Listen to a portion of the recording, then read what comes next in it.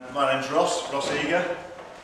For my sins, I'm one of the retained farriers at the Liphook Equine Hospital. I'm going to just quickly show you how to take a shoe off in a nice, relaxed, safe and easy fashion. If you've got a shoe that is loose, the problem is with all those nails down through, what you don't want is that to then penetrate that solar surface or cause further injury. So if you have got something that's loose like that, far better to take it off so that you're back to a bare foot, and then your animal will then be safe. There are occasions when you'll find that you've just got one clench that's risen or just one nail that's a bit loose. So provided in that instance that the shoe is where it should be, and you can see because you're used to seeing where the shoe is, just wrap it up in gaffer tape.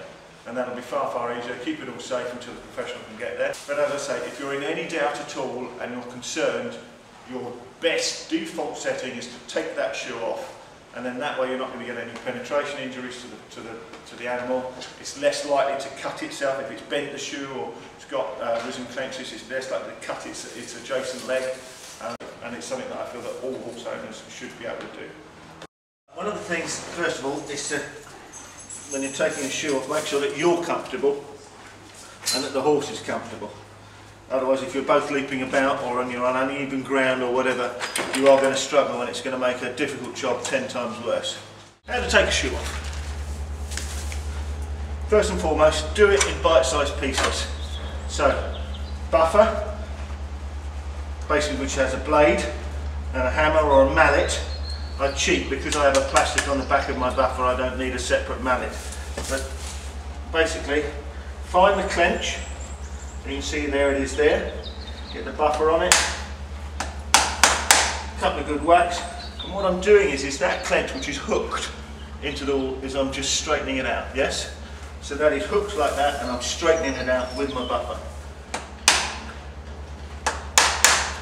Done that side already. Now, some people struggle doing that, so I'll show you a cheap way. So if you take the foot forward, put it onto any sort of stool or anything like that, and you can see if you've then got a rasp,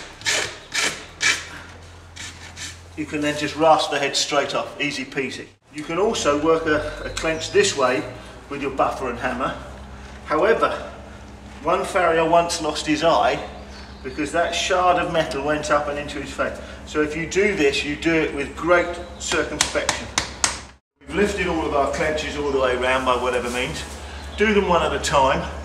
The trick with taking a shoe off is to take your time. This is all perfectly safe, right up until the last two nails. So, an easy thing to do is just simply take one nail at a time, like that. Because again, let's say we get a fidget, fly, strike, or whatever, dog runs past, we can put this all down again.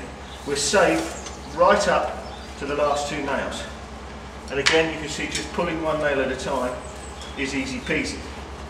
However, let's assume that this shoe was well worn and that you couldn't get those nail heads. Way to pop one is to just come in at the heel, right at the heel, and just pinch that in underneath, yes? And then just a little rock. It's popped.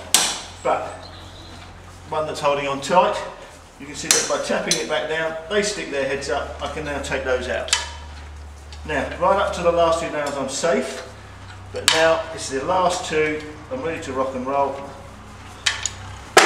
Take it away.